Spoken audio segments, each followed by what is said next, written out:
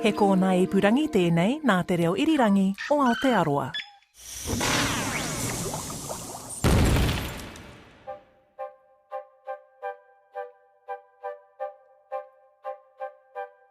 Kia ora, hello, and a very big welcome to Elemental, a podcast from RNZ.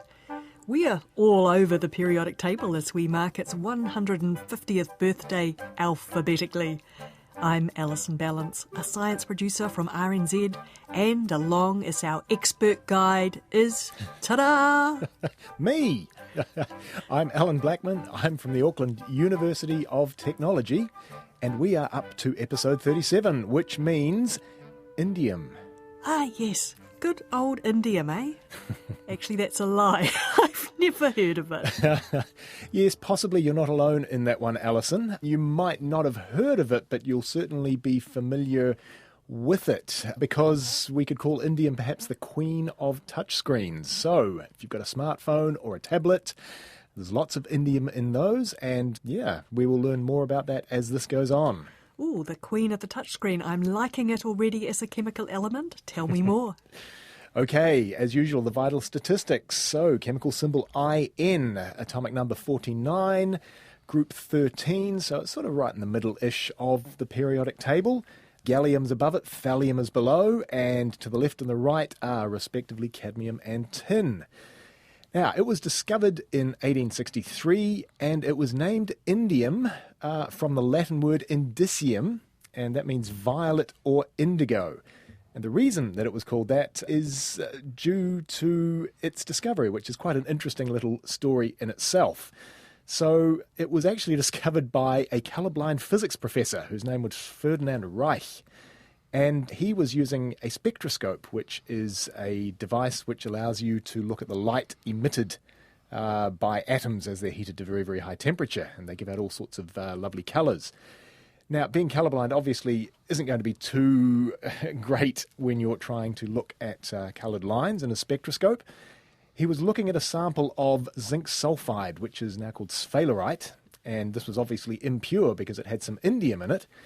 And so he went to his chemistry colleague, the wonderfully named Hieronymus Richter, and asked him to have a look. He wasn't colourblind. And so Hieronymus was the first person to see a brilliant indigo line that provided the evidence of a new element and hence where it's got its name from. Both Reich and Richter published a joint paper announcing the discovery, but sadly Richter went all academic, I guess, and sort of laid claim to the discovery on his own. So things were a bit frosty between them from then on. I have to say that sounds a bit rude of Richter. Indeed. I do like the irony of a colourblind professor trying to find something using colour. That's great. And in passing, I'd just like to say I really think we should reintroduce Hieronymus as a name. It's very good. It is a great name, yes. Now, indium, it's a metal? It is. It is what some people, not myself, mind you, call a post-transition metal. It's not really an official designation. And these are the metals that occur to the right of the transition metals, okay? And so that basically puts them between the transition metals to their left and the metalloids on their right. So, pure indium metal has got a fabulous silver luster and it's very, very soft, so you can actually cut it with a knife. You can sort of imprint your fingernail in it, so it is a very, very soft metal.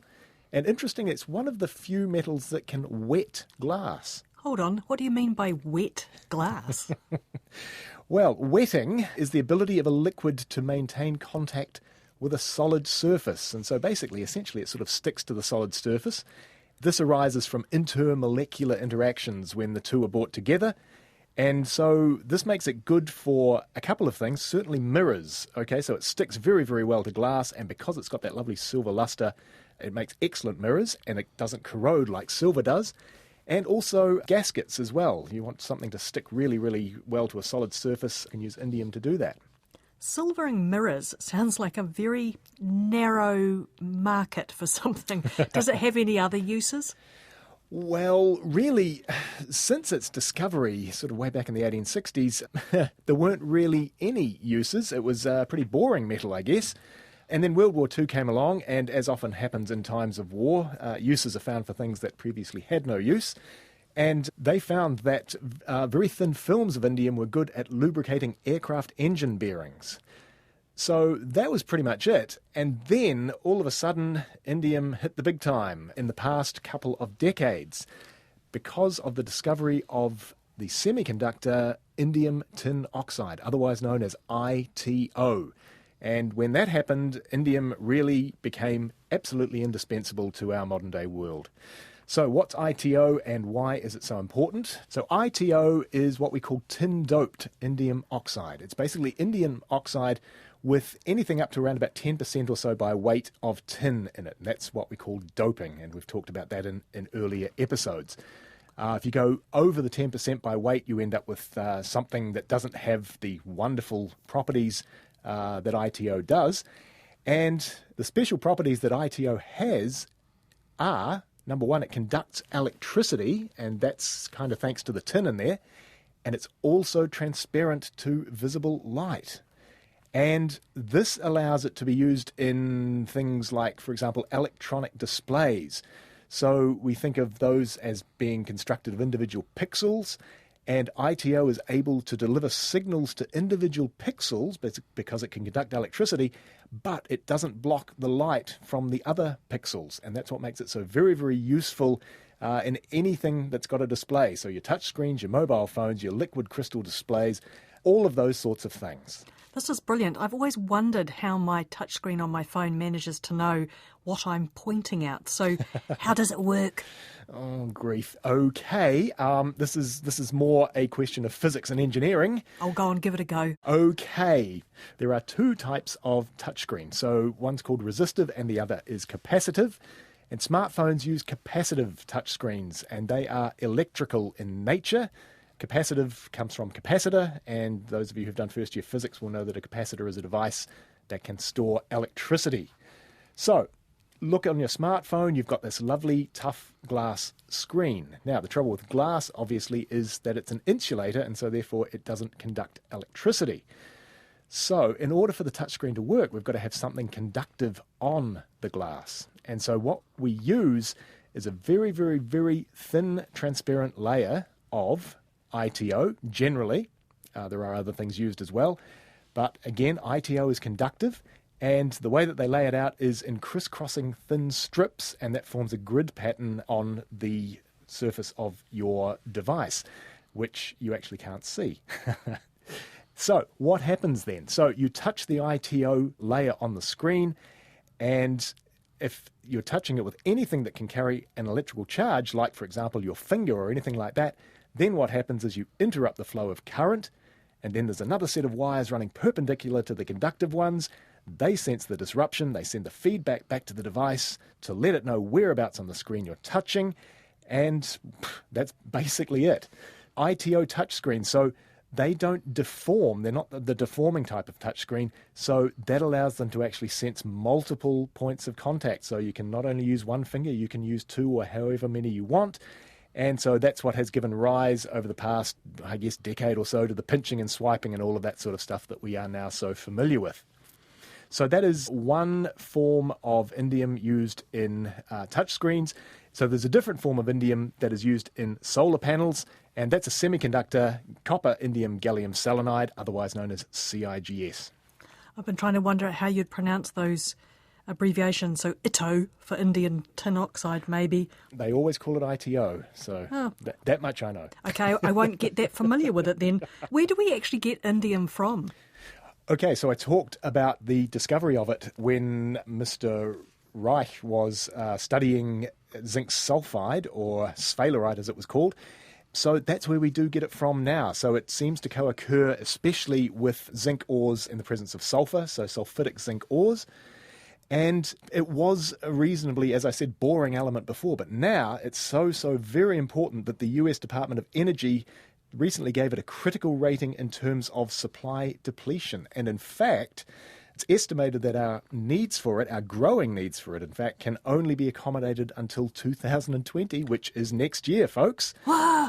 I know, but all is not lost, because apparently the way of the future is flexible screens. So we'll be doing away with these big clunky smartphone type things, and we'll have things that you can roll up and put in your pocket, because they'll be based on OLEDs, and they will be replacing the LCDs that we currently use, and so perhaps indium might not be so important in the future. Oh, it's been rather important for the last few years, though.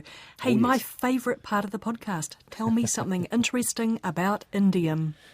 Okay, so this is something I've always wanted to try, but have never been able to lay my hands on enough indium to do it. So it's always written in books that the metal emits a high-pitched cry when you bend it, a cry. And I've, in my head, got an idea of what a cry sounds like. Exactly, and this is not unique to indium. Its neighbour tin also does this. If you look on YouTube for indium cry, you'll get at very best some sort of crackling, which to me is not a cry. But Okay, I'm just going to interrupt there for a second because our listeners don't need to go to YouTube. So calling Phil in the control room, could you please play the piece of audio?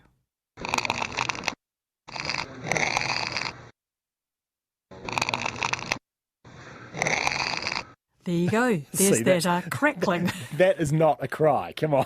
No, it's not. Why does it make that sound? That's actually tin, by the way, of course, not indium. Why does it make that sound? Oh, it's something to do with the crystals rearranging in the solid as you deform it, but I don't think we've got time to go into that, thank goodness. Oh, what a shame. Anyway, screaming indium or crackling indium.